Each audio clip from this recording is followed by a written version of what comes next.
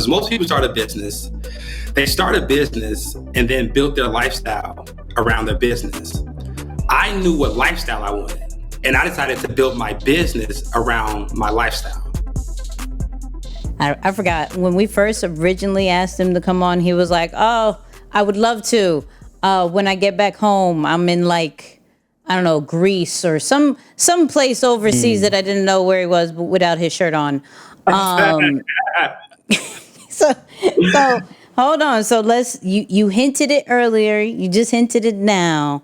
Let's talk about how do we travel as content creators, as brands? How do we travel correctly with all these tax write-offs and things like that? Because I want to create content, let's say, I don't know, Dominican Republic. I want to create content over there. Can I, without worrying about the taxes hitting me over my head? Like, do I got to pay them back with that? What are we talking about? Tell us the secrets. I love that you said this. I was actually in Budapest when you hit me, but yeah, we don't even know where that is. We don't know where that is. First of all, my first time. That's how much you're traveling. We don't even know where that is. You go to the places we don't even know. My first time going there, I was literally in a place and I had no idea on the map where I was at, because I was just like, yeah, that sounds good, But anyway, I think as content creators, you all have such a hack and such a green light. That it's just marvelous to me, because your content is your proof of work.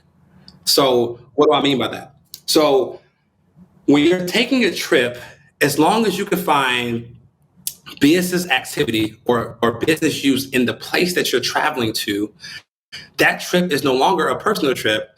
That trip is now a business trip. So if you say if you say you want to go to London, and because you want to shoot content in front of some of the most some of the most traditional buildings in London, and you want to make a YouTube video about that, or you want to make a reel about that, as long as you can prove that video has the potentiality to make you money, that means that trip is a business trip. So in my example, say you want to go to London and do a vlog about top 5 things to do in London.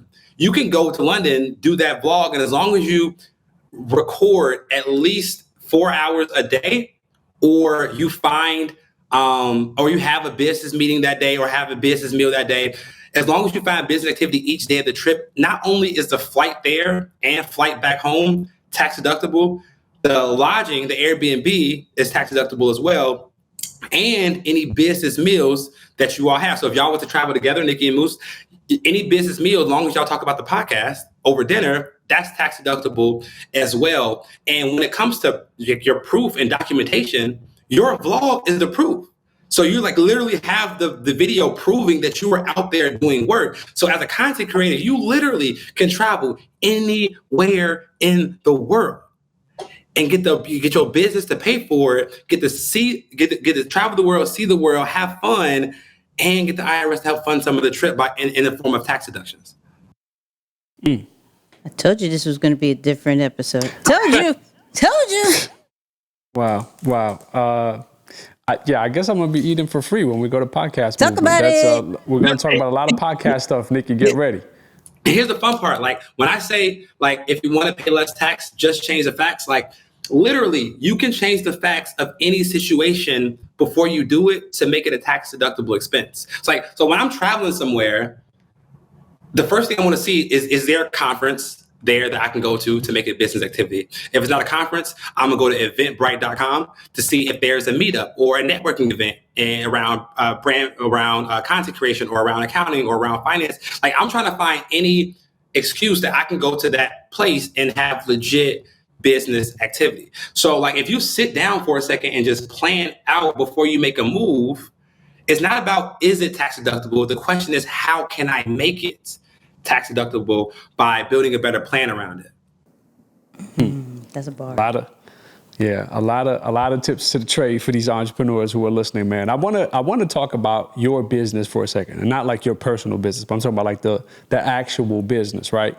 Because I can imagine that one of the differences between working at a corporate company or a corporation where the offers, the services that you make available to your customers, they're already laid out for you. You're just following through on the work. They're doing the heavy lifting, which is acquiring the clients. But I want you to talk about when you now started your own thing online and almost started your own company, if you will.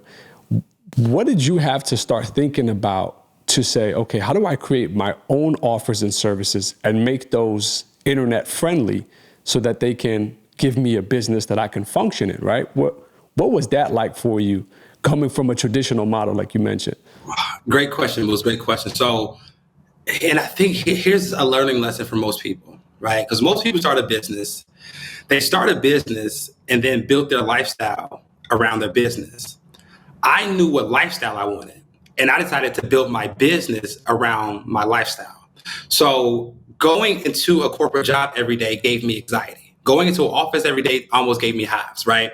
So I made a statement that when I start my business, when I start my firm, it's going to be 100% virtual because I don't ever want to have to step foot in anybody's office ever again.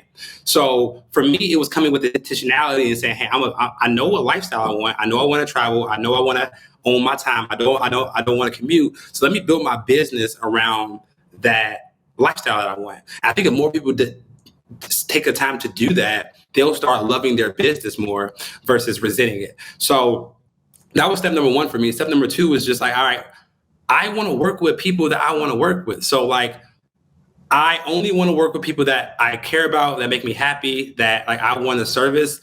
And that allowed me to be myself in my business. So I knew what services I wanted to offer. I knew how I wanted to offer it. I knew how I wanted to show up in my business. And that gave me the freedom and grace to allow the universe to bring me the clients who I resonate with, right? So when I put out this content, I'm resonating with a lot of lifestyle entrepreneurs. I resonate with a lot of content creators. I resonate with a lot of business owners that want to have a business, but also want to have a life as well as have a business. So I think that those three things coupled together really allowed me to find my niche and build content that serves my niche in a way that it needs to be served.